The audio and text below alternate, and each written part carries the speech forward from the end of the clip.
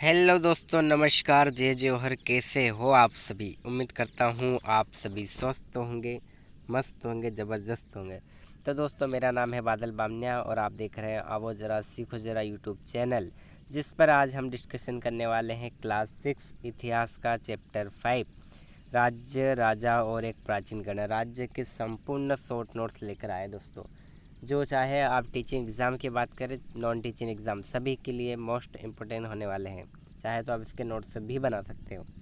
रही बात दूसरी, तो अगर आप भी चाहते हो कि यार ये वीडियो देखने के बाद अगर आपको भी लगे कि नहीं यार इसकी पीडीएफ हमें मिलना चाहिए, तो क्यों ना दोस्तों हम इसके डिस्क्रिप्शन में हमारे व्हाट्सअप ग्रुप की लिंक डाल दें, जिसको आप क्लिक करके ग्रुप ज्वाइन कर सकते हैं, ताकि कुछ ही समय बाद वीडियो अपलोड, ये क्लास पूरी होने के कुछ ही समय बाद आपको वो पीडीएफ है जो व्हाट्सअप ग्रुप में मिल जाएगी। ठीक है, वहाँ से डाउनलोड करके आप मल्टीपल टाइम रिवाइज कर सकते हैं। तो चलो दोस्तों, शुरू करते हैं आज की क्लास। वीडियो पसंद आए तो लाइक शेयर सब्सक्राइब जरूर करेगा, बेल आइकन जरूर प्रेस करेगा, जितनी भी हमारे अपडेट आने वाली वीडियोस वो आप तक पहुँचे। तो दोस्तों, ये रहा यूनिट 5 का सब टॉपिक 1। कुछ लोग शासक कैसे बने, यानी उस समय जो शासक थे, उस समय जो राजा थे, वो कैसे बने। तो आइए जानते हैं। लगभग 3000 वर्ष पहले आर्यों ने नए राज्यों की स्थापना की।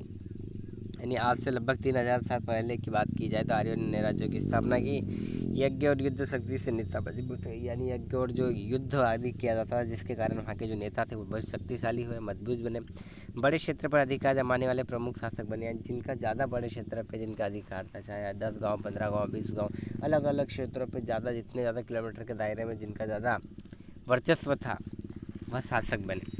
बात करते हैं वर्ण की, तो वर्ण की बात करते हैं समाज को 4 वर्णों में बांटा गया। यानी जो उस समय का जो समाज था, जैसे आज हम कैसे बोलते हैं ब्राह्मण, पंडित, अलग अलग आदिवासी समाज हो गया, ब्राह्मण समाज हो गया, क्षत्रिय, तो अलग अलग जिस प्रकार से समाजों की बात की जाए तो उस समय जो 4 वर्ण थे वर्णों में बटा था, जिनको 4 भागों में बांटा गया था। पहला था ब्राह्मण, यानी ये यज्ञ और शिक्षा देते थे, यज्ञ करने का जो काम था, शिक्षा देने का काम, वो ब्राह्मण। बी क्षत्रिय, यानी शासन व युद्ध, यानी जितनी भी शासन व्यवस्था को देख रेख करना, युद्ध आदि का करना, जो किसका काम था, क्षत्रिय का। वैश्य, वैश्य कौन था? तो आपका किसानी व्यापारी, जो छोटे काश्तकार आदि थे, जो व्यापारी थे, जो किसान थे आदि, जो कृषि खेती वगैरह करते, उसे वैश्य। शूद्र, सेवा का कार्य, यानी ये तीनों वर्ग है, इनका जो बात का जो साफ सफाई वगैरह सेवा का जो कार्य रहता था, वो कौन का? शूद्र। ये विभाजन धीरे धीरे कठोर हुआ, यानी धीरे धीरे जैसे समय होता है ये विभाजन बहुत ही कठोर रूप लेने लगा।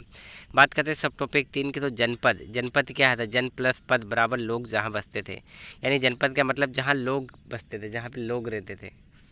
जैसे गांव या शहरी मान लो, जहाँ पे लोग रहते हैं, जैसे जिस प्रकार गाँव, ऐसे जनपद शब्द यूज होता था। पहले छोटे छोटे राज्यों के जनपद कहते, यानी पहले छोटे छोटे जो स्टेट होता है, छोटे छोटे राज्य होते थे, छोटे छोटे शहर होते हैं, जिसे जनपद कहते थे। किले, राजमहल, खेती मुख्य क्षेत्र थे, यानी जहाँ जनपद, यहाँ पे लोग रहते थे, वहाँ पे किले, जो राजमहल है, खेती है, वो मुख्य यहाँ की विशेषता थी। सब टॉपिक 4 की बात करें तो महाजनपद। महाजनपद लगभग 2500 वर्ष पहले जनपद बड़े होकर महाजनपद बने, यानी आज से 2500 वर्ष बाद धीरे धीरे उसका आकार क्षेत्र बढ़ता गया, लोगों का निवास स्थल बढ़ता गया, जैसे उसे महाजनपद कहने लगे। किलेबंदी और बड़ी सेनाएं रखने लगी, यानी किलेबंदी बड़ी मात्रा में होने लगी, उसके बाद में बड़ी बड़ी सेनाएं रखने लगी। बात करते हैं इनकी राजधानी की, तो व्यापार और प्रशासन का केंद्र था, यानी वहाँ पर व्यापार की जो सुविधाएँ थी, आवागमन, ये जितने भी साधन है, संसाधन हैं, ठीक है, प्लस प्रशासन केंद्र था, वहाँ पे जो संचालक होता, जो राजा होता था, उसको शासन व्यवस्था की संभालना क्या है, सारी चीज़ें वो प्रोसेस होती थी। बात करते कर, यानी टैक्स, यानी किसानों को पैदावार का छठा भाग कर के रूप में देना होता है, यानी किसान को जो गेहूँ जो भी फसल पकती है उसका एक छठवां भाग जो है उसे टैक्स के रूप में देना पड़ता। शिल्पकार, पशुपालक भी वस्तु या श्रम के कर रूप में देते, यानी जो शिल्पकार होता है, जो पशुपालक होता था, जो वस्तु या श्रम का रूप भी देते थे। कृषि में परिवर्तन, कृषि में परिवर्तन की बात करें, लोहे के हल और हल जोतने वाले बैल का उपयोग, यानी उस समय की बात करें कृषि के लिए लोहे के हल का उपयोग हुआ, हल जोतने वाले बैलों का उपयोग भी किया जाता था। अधिक उत्पादन, अधिक जनसंख्या बढ़ी, यानी अधिक उत्पादन जैसे होने लगा, जिसके कारण वहाँ पे जो जनसंख्या वो भी अधिक बढ़ी। बात करते हैं सूक्ष्म निरीक्षण, केस हिस्ट्री, यानी सूक्ष्म निरीक्षण की बात करें, जिसमें मगध के बारे में बात करें। मगध सबसे शक्तिशाली महाजनपद है, उस समय की बात करें तो मगध जो था वो सबसे शक्तिशाली महाजनपद था। गंगा नदी, उपजाऊ भूमि, लोहा जो ताकत का आधार है, यानी जो गंगा नदी की बात की जाए, उपजाऊ भूमि और लोहा, ये ताकतवर का आधार था। बिंबिसार और अजातशत्रु शक्तिशाली था, उस समय की बात करें जो बिंबिसार था, जो अजातशत्रु था, जो बहुत ही शक्तिशाली शासक था। राजधानी की बात करें तो राजगृह, बाद में पाटलिपुत्र, यानी पहले राजगृह थे, बाद में पाटलिपुत्र बनाएगी। ख, यानी वज्जी, वज्जी की बात करें तो गणराज्य यानी रिपब्लिक था ये, जहाँ कई कुल और प्रमुख मिलकर शासन करते थे और राजधानी इसकी वैशाली थी। बात करते हैं अजातशत्रु आर्ट और वज्जी संघ, यानी जिसमें अजातशत्रु मगध शासक ने वज्जी संघ पर आक्रमण किया, यानी अजातशत्रु मगध जो शासक था जिसने वज्जी शासक पर आक्रमण किया, जिसके बाद में लंबा युद्ध और अंततः मगध की विजय, लंबा युद्ध चला जिसके अंत में मगध की विजय हुई। सब टॉपिक 9 की बात करें तो गण और संघ, यानी जो गण था और संघ, यानी गण और संघों के सामूहिक शासन होता था और कई लोग कुल जन मिलकर निर्णय लेते थे, यानी इसमें बहुत सारे जो लोग होते थे जनवादी मिलकर संगठन जैसा होता था जिसमें मिलकर निर्णय लेते थे। सभा और समिति होती थी, यानी जिस प्रकार से आज संगठन वगैरह होती इस प्रकार सभा और समिति होती। उदाहरण वज्जी संघ जैसे।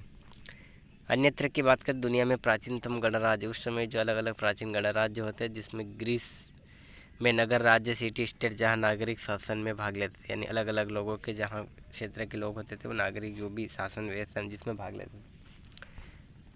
बात बताएं एग्जाम बूस्टर पॉइंट के हिसाब से कहते वर्ण व्यवस्था 4 में थी, ब्राह्मण क्षत्रिय वैश्य शूद्र।